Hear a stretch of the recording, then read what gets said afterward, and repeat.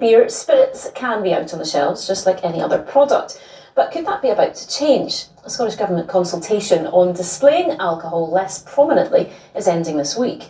Shopkeepers are worried about the impact this could have on trade, while others say our consumption needs to come down for the sake of our health. Here's Aileen Clark. For almost 2 centuries, Kilmarnock benefited from the alcohol trade through hundreds of jobs bringing money to the town.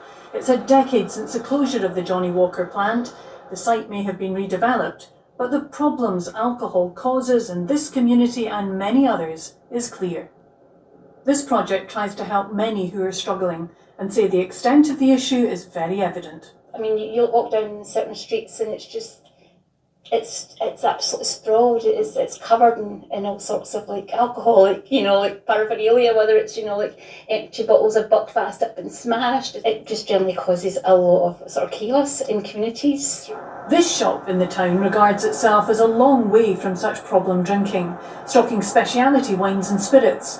But proposals from the Scottish Government to restrict how alcohol is marketed to cut consumption could affect all alcohol retailers.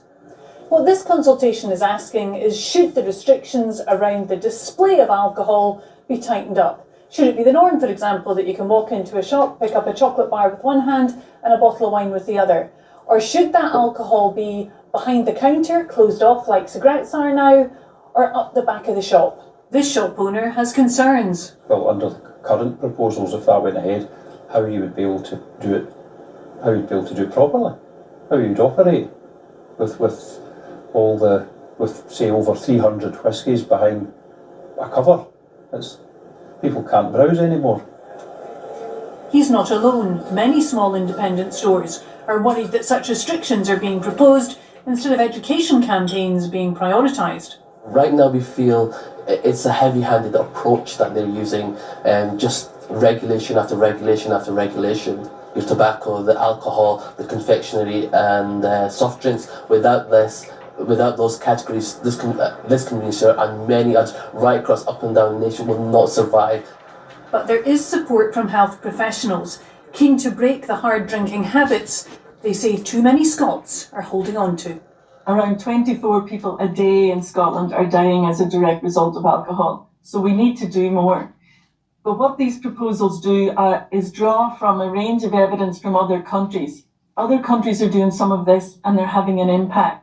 So why wouldn't we give that a go in Scotland? The consultation closes tomorrow, with the Scottish Government saying they'll consider the feedback before any proposals are finalised. Aileen Clark, reporting Scotland, Kilmarnock. A 5-year-old boy has died following a crash in the Highlands. The incident, which involved 3 vehicles, happened on Monday near Inverness Airport. The boy was taken to the Royal Hospital for Children in Glasgow, but died yesterday. 2 others were injured in the crash, including a 6-year-old girl who's since been discharged from hospital. All schools in Shetland have been shut for the 3rd day in a row due to the wintry weather. Some schools were also forced to shut in Aberdeenshire and the Highlands because of the snow.